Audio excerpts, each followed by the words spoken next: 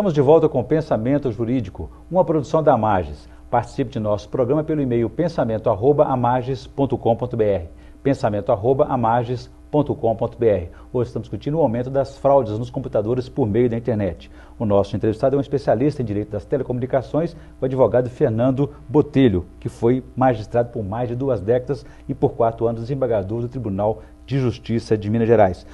Doutor Fernando, eu deixei uma questão para o senhor no bloco anterior, eu gostaria que o senhor confirmasse para a gente. É verdade que os crimes cibernéticos já rendem mais, lucrativamente falando, do que o tráfico de drogas? Faz sentido isso? É uma afirmação feita pela secretária de Tesouro norte-americana, Ellen McNiven, se não me engano, em 2006, já afirmava isso, que naquele ano o mercado, digamos assim, do tráfico mundial de drogas já perdia para as cifras perdidas em razão dos ataques cibernéticos. De lá para cá as coisas têm se incrementado, mas os países estão tomando as suas providências, Orion. A Convenção Cibernética, a Convenção de Cybercrimes Europeia, que é de Budapeste, que é de 2001, está subscrita hoje por 50 países, não só da União Europeia, como do mundo. Esses países criaram as suas estruturas de direito penal para reprimir esses crimes cibernéticos.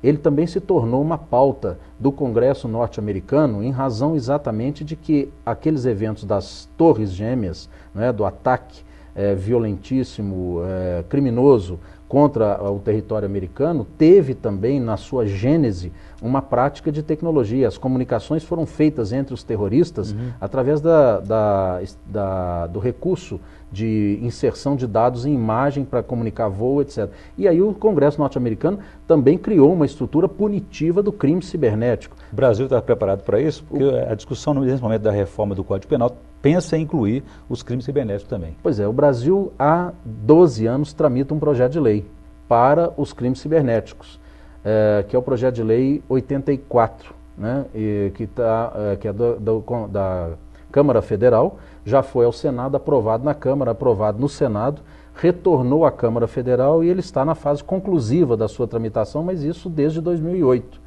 Tem 3 anos que ele está na fase conclusiva. As discussões se alongaram, nós mesmos participamos ali de 6 audiências públicas sobre a discussão. É uma discussão sobre se criminalizar certas condutas implica no cerceamento da liberdade que deve existir nas redes, não é? Ou se nós devemos ter uma mínima restrição de acessos para reprimir esses crimes sofisticados. Essa discussão está dentro do Congresso Nacional e se espera que esse projeto de lei se torne a lei brasileira primeira de crimes cibernéticos. Eu gostaria agora de chamar os estudantes da Faculdade de Direito Isabela Rentes para me ajudarem a entrevistá-la. Por favor, a primeira pergunta do Rafael.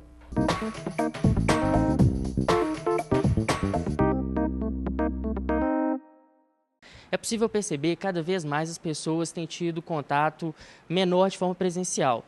Logo se comunicam e realizam suas tarefas por meio eletrônico. Isto é uma preocupação social, haja vista que isso influencia nas boas relações de convívio. Já que o fato antecede a norma e que já está em estudo uma proposta de reforma do Código Penal que é de 1940, eu gostaria de saber como o senhor enxerga a questão da tipificação dos crimes cometidos por meio eletrônico ou que são facilitados por este meio, já que são frequentes as mudanças na forma de cometimento e também nas facetas desse tipo de crime. Olha, a pergunta é muito interessante e muito ampla. Eu vou procurar ser sintético na resposta, mas eu acho que esse é um traço do mundo globalizado, do mundo dinâmico, principalmente após o fenômeno do encerramento da Guerra Fria, em que, coincidentemente, as tecnologias de informação se apuraram, em que os relacionamentos são fomentados, as velocidades são fomentadas pelos meios eletrônicos. Sem dúvida nenhuma que isso é muito positivo no aspecto científico, educacional, familiar, cultural, social de modo geral, mas ele traz um custo novo para o qual as gerações que pegaram essa mudança, como a nossa geração, não está ainda acostumado a lidar. Nós temos que aprender a lidar com o custo, mas eu entendo que isso é absolutamente positivo numa análise global. Com relação aos chamados crimes comuns, que só usam as redes para implementar condutas já conhecidas há muitos anos, os crimes contra a honra, por exemplo, os crimes eleitorais, não vejo nenhuma dificuldade em se usar o arsenal já existente. O próprio Código Penal resolve basicamente a maioria dessas ações. Outra coisa completamente diferente são os crimes cibernéticos de alta tecnologia, alta sofisticação.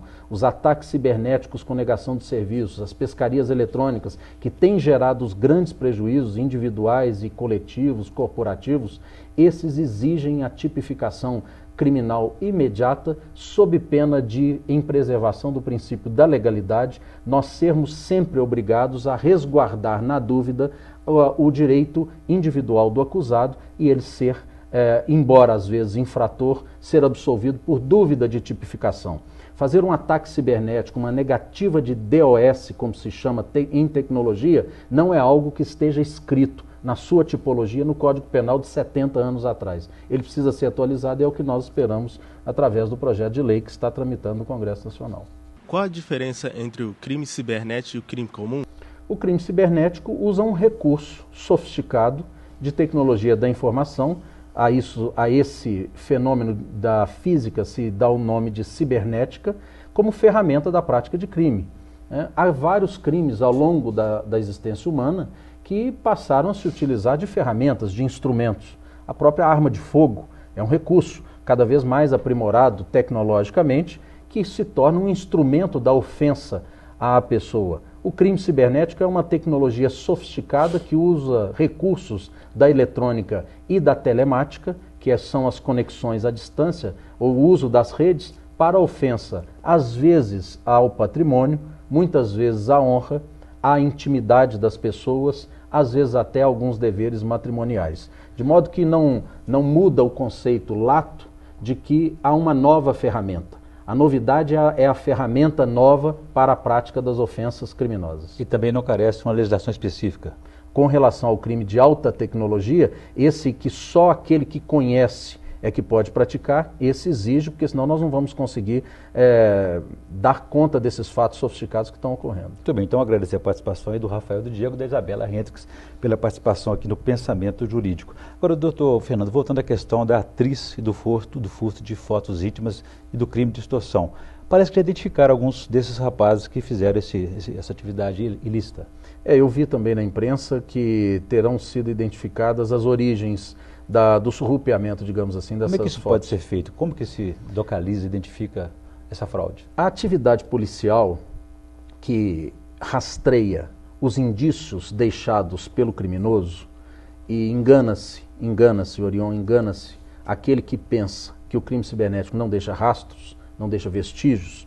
A polícia tem elementos para rastrear os vestígios dos mais variados crimes. No que diz respeito ao crime cibernético, ela passa a fazer um rastreamento inverso da origem dos ataques através da localização do número da conexão. Nós, quando entramos na rede mundial, na internet, nós usamos um número, que a gente chama de número IP, número do protocolo Internet Protocol, número IP.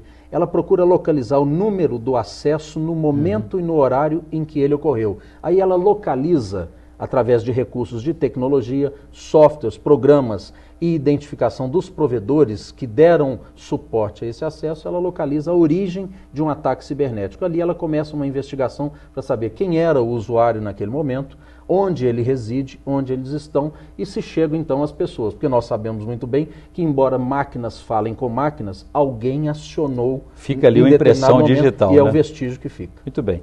Doutor Fernando, vou fazer um novo intervalo. Eu gostaria que no próximo bloco o senhor falasse de um assunto também bastante polêmico e palpitante aí na internet, que é a traição, a infidelidade virtual e se isso configura um crime de adultério.